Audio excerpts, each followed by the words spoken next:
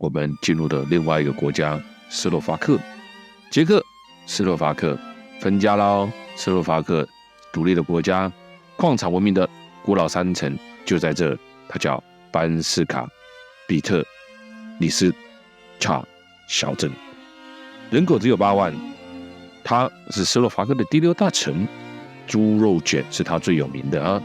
这个地方产铜、产金矿闻名致富的班斯卡比斯特里察，它在1255年被命名为叫做班斯卡，意思就是矿山之城，所以不再开矿，但是部分的矿区被保留了下来。建于13世纪，1303年落成的老教堂，以它为中心点。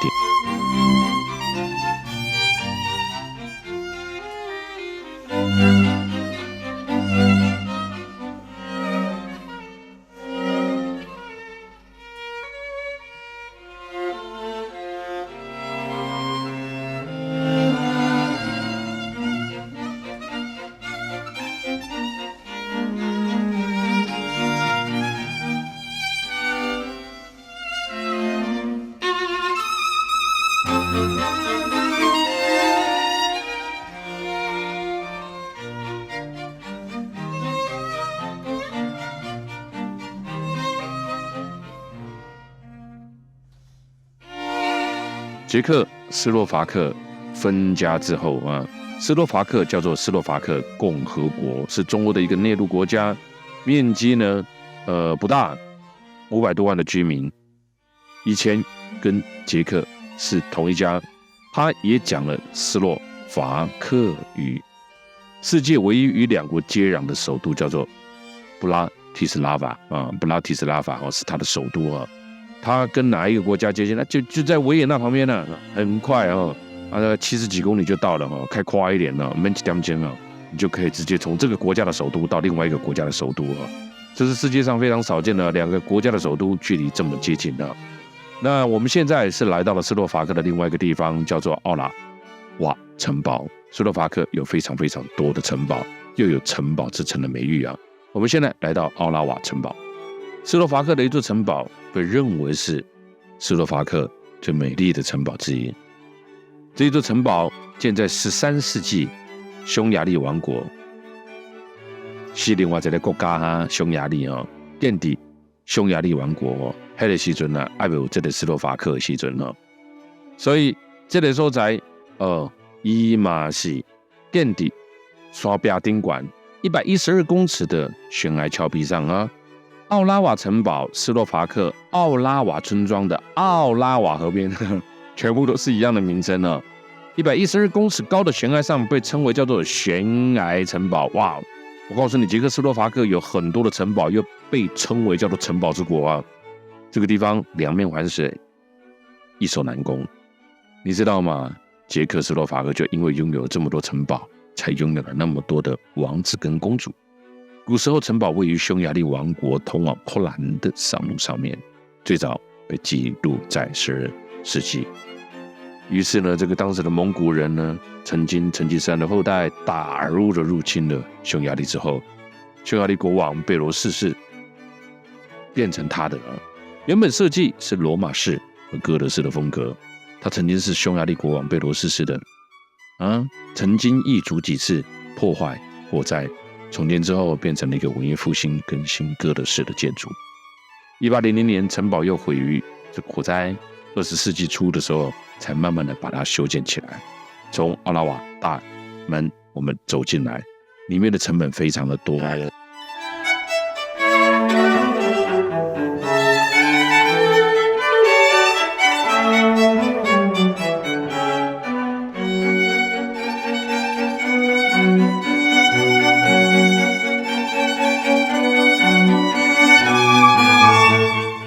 很多很多的工作人员穿着这个武士的服装，也有呢看得到很多的武器室、画廊等等呢，在这里面展览着哦。尤其是这里最特别的是，它这里的每一张座椅的椅背啊，雕刻徽章都不一样啊，代表了每一个当时的城王啊、君主啊，在这边开会啊，很不一样的城堡，很有特色的城堡。只要是女人做到，1年后会结婚或者是生小孩啦，但是他不让我做。真的。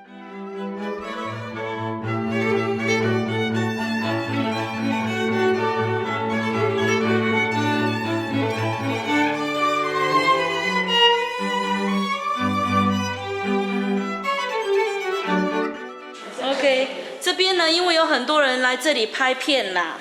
所以这是以前的拍过的一些片子。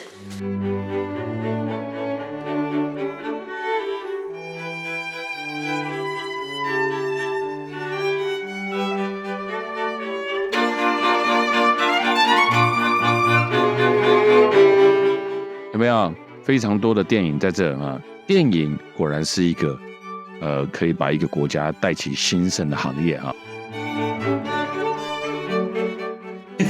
Okay, I listen to you.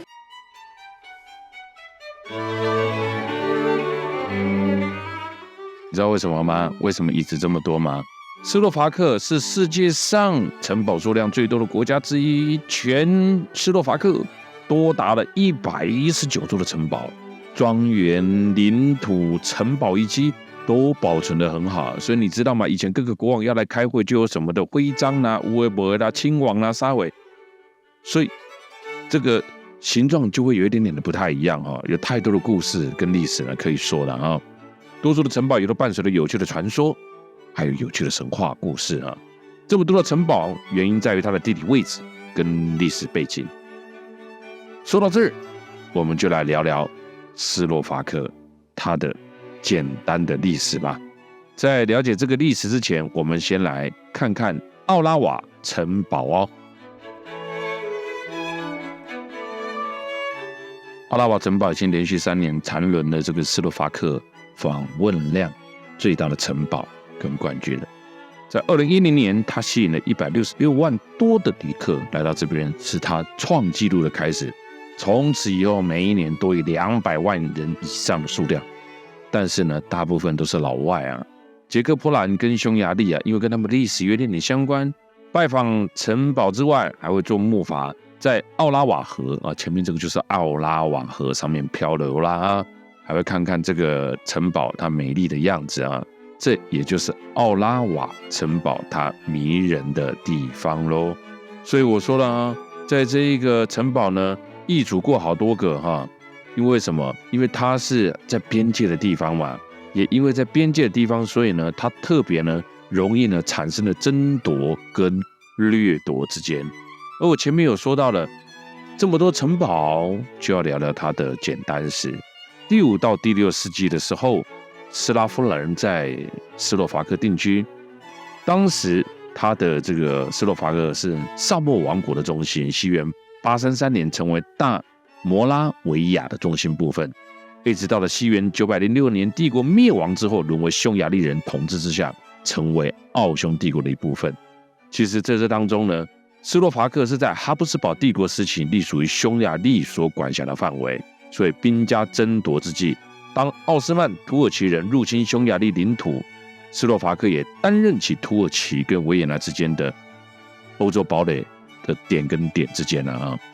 那意思是什么呢？就是这里大大小小的公国非常非常的多。16、17世纪，当时东南欧大部分的地区又都被奥图曼帝国占领，匈牙利的王国实际上只有今天的斯洛伐克，太多了哈。它的历史呢，你说简单，其实呢，你把它推敲起来啊，当时在这边的小公国实在是太多了。所以你知道吗？以前丝绸之路，你要从丝绸之路一路跨到这边来不简单呢。这一路你要打下多少个国家？我们现在看到的是一个斯洛伐克，但是以前有100多个小国在这里面，那你就知道了为什么有那么多说不完的国王跟公主的故事喽。现在我们已经跨越过边境，进入到了波兰哦。波兰的扎克帕内啊，这个地方也是一个非常非常有名的滑雪度假胜地哦。现在我们上来这里啊。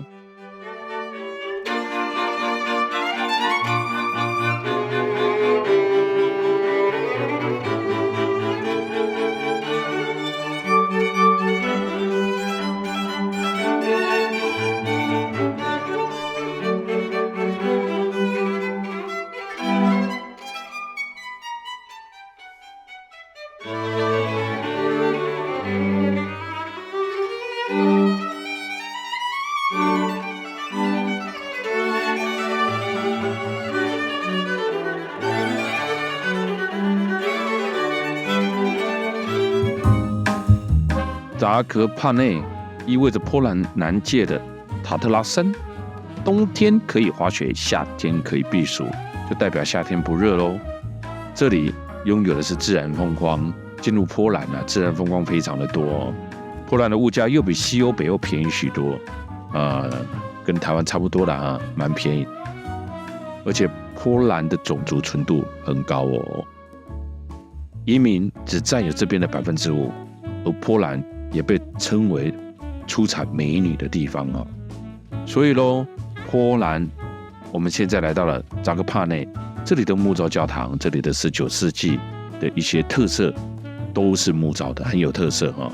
那包含了它的度假胜地、滑雪胜地等等。你看啊，现在我们就来到了扎克帕内。那你说为什么会来到这个地方？因为你从这个东欧其他国家过来的时候呢，你要进入波兰，其实这段路非常非常的长啊。那中间过程当中，我们就停留在路上啊，一些可能是当地的人常常旅游的景点，像这里有仿高地建筑的风格，整个都是木头做的。这里的克鲁波夫斯基街就是一堆人啊，其实算是非常热闹的一个小镇哦。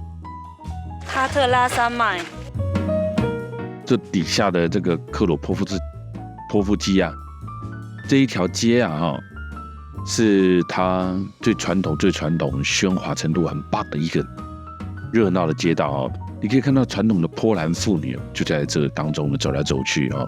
而且在这里度假胜地，在波兰人来说再不疯狂你就老了啊！波兰人是每一年喝什么？喝最多那个伏特加的一个国家哈。在这里是波兰的度假胜地，在这里也是它的滑雪胜地，在这里夏天绿油油，冬天在滑雪。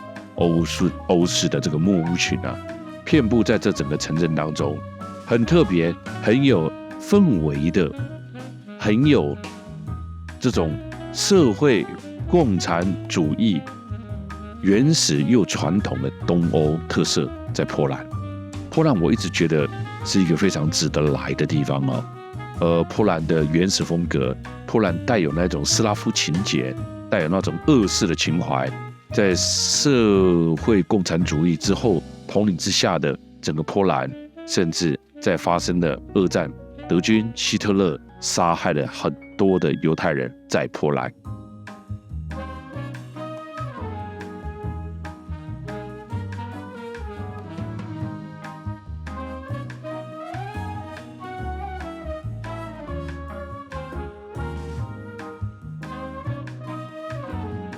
下来之后有没有？这就是我刚刚所讲的那一条大街了哈。现在呢，大家就在这一个大街上面呢，好好逛逛，看看什么是道道地地的波兰的感觉。我们从塔特拉山脉下来，海拔1895公尺，虽然不是很高，但是因为纬度的关系，所以山顶上常常会下雪。我们现在下来到这个大街，品尝波兰道地的食物。用烤的起司跟果酱。塔特拉山底下的一个地方，一个小镇，一条大街，整个氛围，艺术家、波兰皇室贵族最爱的地方。整个街道上面全部都是什么？全部都是木屋所做起来的啊，所以它就带有非常强烈的波兰风格。塔特拉山脉是位于中欧的山脉，塔特拉是克尔巴阡山脉当中最高的山脉，是斯洛伐克与波兰的边界山。它的最高峰是高达了2600多米啊。虽然你说它有很高吗？不，但是呢，它的纬度很高啊，它的风景、它的气候就不一样。斯洛伐克和波兰的跨国保护区塔特拉国家公园，在1992年被联合国列为了人与生物圈计划的生物圈保护区哦。我们现在正在这里森林浴漫步当中啊，当西西遇上了塔特拉山呢，风靡全欧洲最美的西西公主也曾经来过这个地方哦。高耸的山，还有冰川，很多种类的植物，在这里我们就可以慢慢在这山当中呢漫步其中哦。一座一座的山峰所组成的，主要的分为高塔特拉山跟低塔特拉山呢。高山可以攀登，低山可以健行。这当中哦，其实如果你认真要在这边走一段时间的冰洞啦、石灰岩洞穴啦，哇，多得不得了啊！不管是登山、探险、度假、拢可赛，自然风光太美丽了，浓厚的乡村气息，带有强烈的波兰风格，让来看完。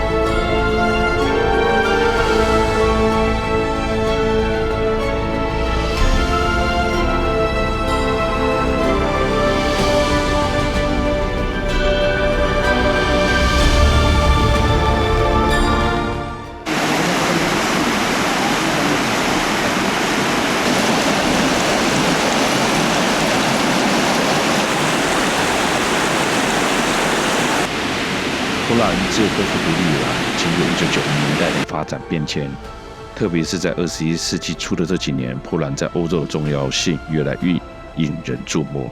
很简单的一个原因，是因为欧洲已经发展过剩了啊。现在这一些刚刚在启蒙的国家，后来的经济直追上来。这个跟德国接壤，跟捷克斯洛伐克为例，跟乌克兰、白俄罗斯在东边，还有跟立陶宛、俄罗斯等等接壤的地方，它的波兰面积有31万多平方公里，在欧洲是第10大，人口有3000多万人，目前正在强烈的发展它的经济。我们现在来到了这个是整个被摧毁掉的城市，在依照这个城市当中当时所留下来的每一幅画作，而重新再把它修建、重整、盖起来的克拉克。波兰的联合国文化遗产古城克拉克，也可以叫克拉克特夫，位于波兰的南端。这个地方很少了解古迹背后的历史典故，有欧洲古城，来到了很多的教堂、广场、城堡，你了解到它真正的历史背景在后面吗？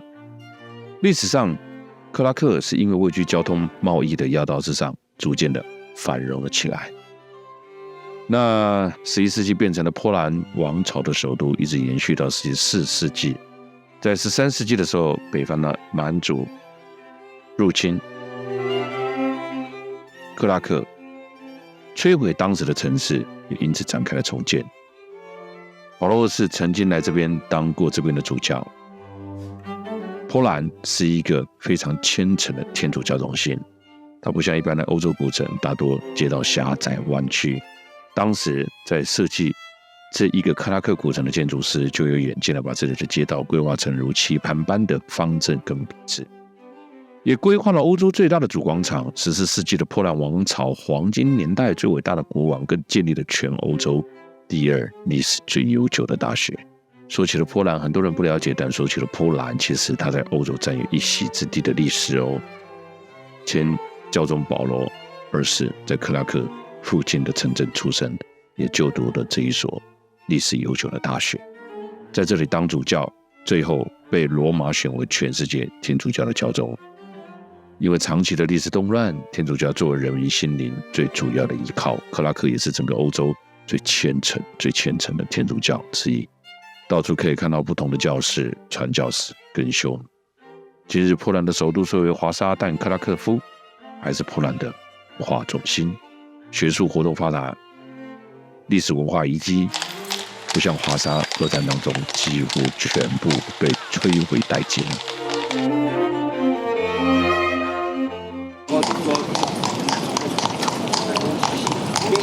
我个人其实非常喜欢波兰。我们现在在中央广场，号称欧洲最大的主广场之一，离开了克拉克，进入了秋天时序。克拉克它所带给我们的氛围，所带给我们的历史，